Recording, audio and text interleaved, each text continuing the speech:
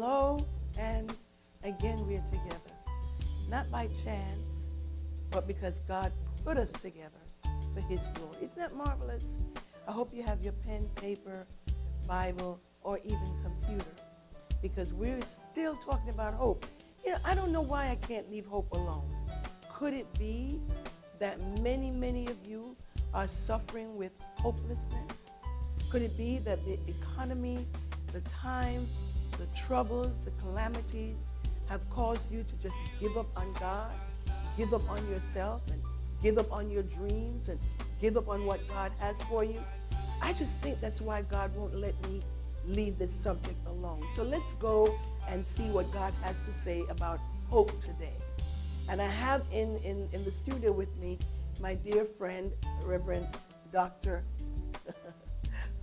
Robin Edwards, and she's the executive pastor of the International Gathering at Beth Rapha. Come see us sometime. And we're going to talk today, Pastor Robin, about hope, the anchor of the soul. My God. You know, when I think of an anchor, of course, you think of a ship. And when a ship is anchored, it doesn't matter how turbulent the water. It doesn't matter whether the water is calm or rough. That boat may sway from side to side, but it never moves. It will not sink. And I think that's a wonderful imagery. I love the way Paul writes. So let's go to the theme, the anchor of the soul, which is hope. And lesson 1 is hope is rooted in the character of God. And that is found in Hebrews chapter 6, verses 13 through 15. Can you read it for us, Pastor Rob? Sure. Here begins the reading of God's holy word. For when God made promise to Abraham, because he could swear by no greater, he sware by himself, saying, surely blessing I will bless thee, and multiplying I will multiply thee. And so after he had patiently endured, he obtained the promise. So far the text. My God, you know, this scripture is like eating your favorite dessert or eating something wonderful. The more you read it, the more I want to just take it in. You know, why do I want to take this in? Because it talks about the character of God. You know, we're so used to having people disappoint us. I'm sure people have disappointed you. Yes. I'm sure I've disappointed a lot of people. And because of that, we just believe that God will disappoint us. Now, please, I know that a lot of Christians saying, no, I trust in God, and you speak in tongues for half an hour, and then half an hour later you get depressed. Because we believe that God will disappoint us because we've been disappointed. And this scripture is saying that our hope is anchored, grounded, and rooted in the character of God. So how are we assured of our hope in God? The believer can persevere in this life because God made an oath. God has given his highest possible assurance of his intention to bless his people. Upon salvation, we'll become a part of the Abrahamic covenant. That's where we got an example of how God makes promises or oaths or covenants. You know, the Abrahamic covenant is an example of how God made promise to Abraham and kept it. Promised to Abraham and kept it. I'm sure that he has kept some promises. He made some promises and he kept it for you. Yes.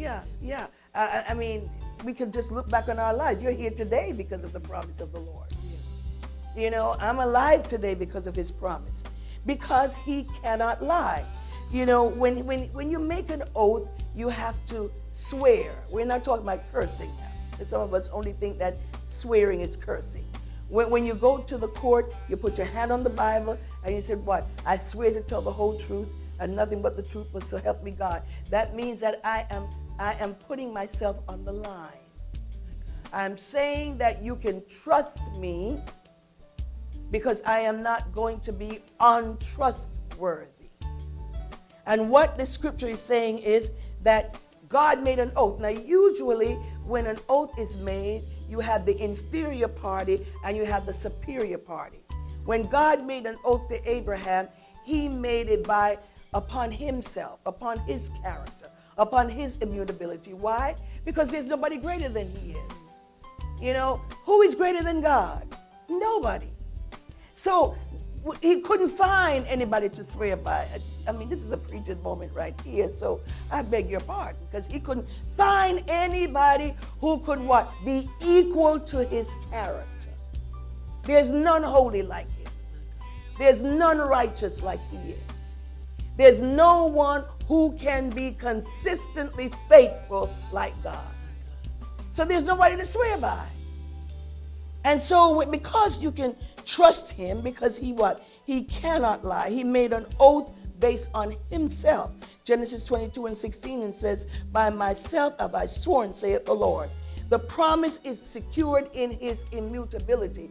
And immutability means his unchangeability. That means he's not changeable. There's some friends that you have, you don't know who they are, from 1 hour to the other. They're half an hour's company. You know what half an hour's company means? One half an hour they're smiling, the next half an hour they're mad. Half an hour's company.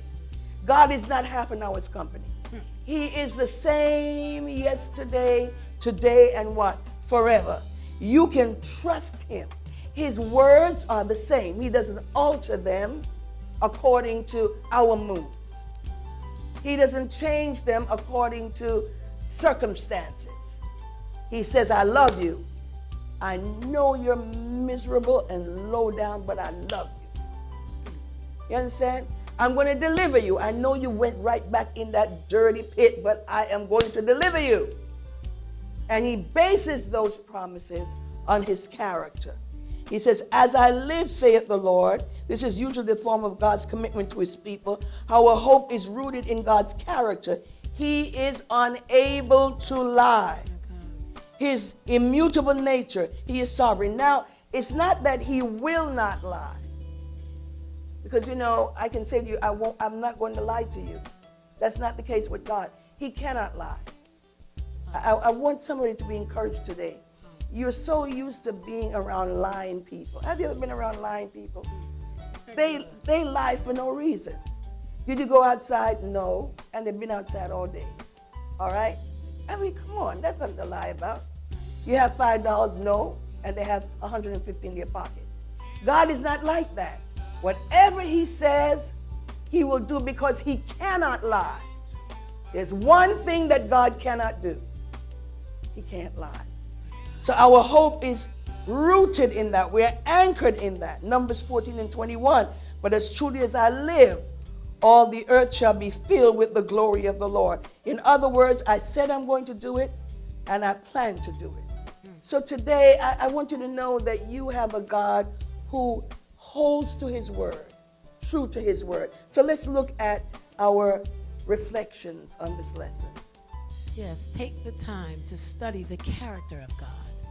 Many of us have failing hope because we simply don't know the nature of this God we serve. Find out what it means to call God Jehovah, Elohim, the Redeemer, etc. And your hope can be rooted in the assurance of God's character. Start today living your Christian life in the knowledge that you serve a God who cannot fail and who cannot lie. I'm speaking to someone who is sick. The Lord said, I have healed you, and you still have symptoms. He cannot lie. I don't care what the symptoms say. He cannot lie. And I want you to get this tape called The Essence of Worship. When you listen to that tape, it will build your faith. Worship builds faith.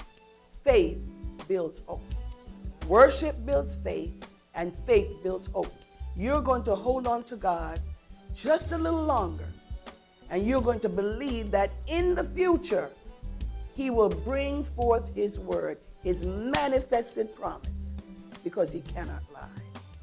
I will meet you tomorrow again at precious times.